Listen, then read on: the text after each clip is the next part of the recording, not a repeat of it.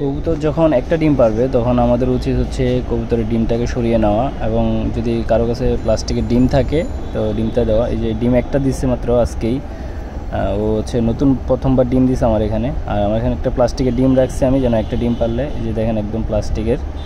তো এটা দিয়ে দিব আমি, যাতে হচ্ছে ডিমটা মানে বাচ্চা ছোট বড় না হয়, কারণ বাচ্চা ডিম যেহেতু একদিন পরে দেয়, সেক্ষেত্রে বাচ্চা একদিন পরে ফোটার কারণে বাচ্চা ছোট বড় হয়ে যায়, এতে একটু বাচ্চা ছোটোটারে কম খায়। এই জন্য আমি একটা ডিম সরে রাখছি। আপনারাও এই কাজটাই করবেন। আমি হচ্ছে প্রথমে অনেক ভুল করতাম যখন প্রথম পালতাম, তো একসাথে না দেওয়ার কারণে হয় কি, ছোট হয়ে যায় একটা বাচ্চা, আরেকটা হয়ে যায় বড়। তো খাওয়ার সময় বড়টা সব খাই ফেলে, ছোটোটা তেমন একটা খাইতে পারে না। তো এই জন্য সমস্যাটা। এই যে প্লাস্টিকেরটা ডিমটা দিয়ে রাখলাম, এখন হচ্ছে ওরা যখন আরেকটা ডিম পারবে তখন একসাথে তা দিলে হচ্ছে একই দিনে ভাঙবে আর কি ডিমটা। তখন বাচ্চার সাইজও সেম থাকবে, ওদের গঠন আকৃতিও মানে সবগুলোই সুন্দর লাগবে। তো আপনারাও এই কাজটা করবেন আশা করি। আর আরেকটা জিনিস দেখাচ্ছি, সেটা হচ্ছে এই কবুতরটা এখনও ডিম পাড়ে নাই, কিন্তু মনে হচ্ছে এমনভাবে বসে আছে যেন ডিম পারছে। তো আমি দেখি আরও 2-1 দিন দেখি, তারপরে বুঝতে পারবো আসলে ও কি ডিম পাড়ার সম্ভাবনা কতটুকু। এখনও ডিম পাড়ে না, অথচ ডিম পাড়ার মতো করে বসে দিতেছে।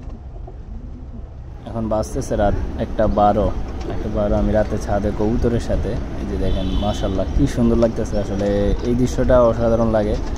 এবং কবুতর তার বাচ্চাদেরকে খাবার খাওয়ায়।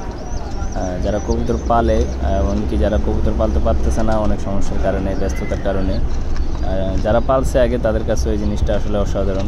কবুতরে যখন বাচ্চা দেয়, ডিম দেয়, তাদের বাচ্চাদেরকে খাওয়ায়, খুব সুন্দর লাগে আসলে দৃশ্যটা। কবুতর কিন্তু সবার কাছে হচ্ছে পোষ মানে না, যাদের কাছে মানে তারা অবশ্যই ভাগ্যবান। আমার কাছে সবগুলো আসলে পোষ মানে নাই, তাও যেগুলো পোষ মানছে আমার কাছে খুবই ভালো লাগে তাদের সাথে সময় কাটাতে। আপনারাও সবাই কবুতর পালন করবেন।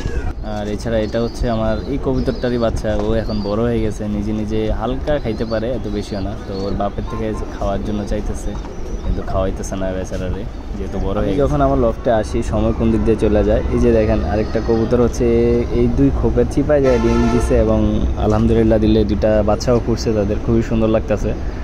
বাচ্চা 2টাও খুব হেলদি আসছে, একদম চিপায়। এই যে মানে খাঁচার উপরে হালকা জায়গা আছে, যে তো যেখানে পছন্দ আসলে ওখানে ডিম দেয়। আর এটা হচ্ছে দেখেন, এটা আমার কবুতরের বাচ্চা, নিজের ঘরেরই বাচ্চা।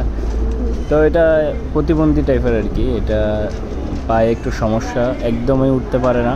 তারপরেও আমি ওরা জবাই করি নাই। জবাই করতে আসলে এগুলো খুব কষ্ট লাগে, শখের জিনিস, খাইতেও মন চায় না। তো ওরা আমি একটা নরের সাথে দিছি, তো দেখতেছিলাম আসলে ও কি নর না মাদি, এখনও ডাকে না। অলরেডি 6 মাস হয়ে গেছে, তো এখনও কিছু হয় না, এই জন্য একটু দেখে ট্রাই করলাম আর কি। সবাই ভালো থাকবেন।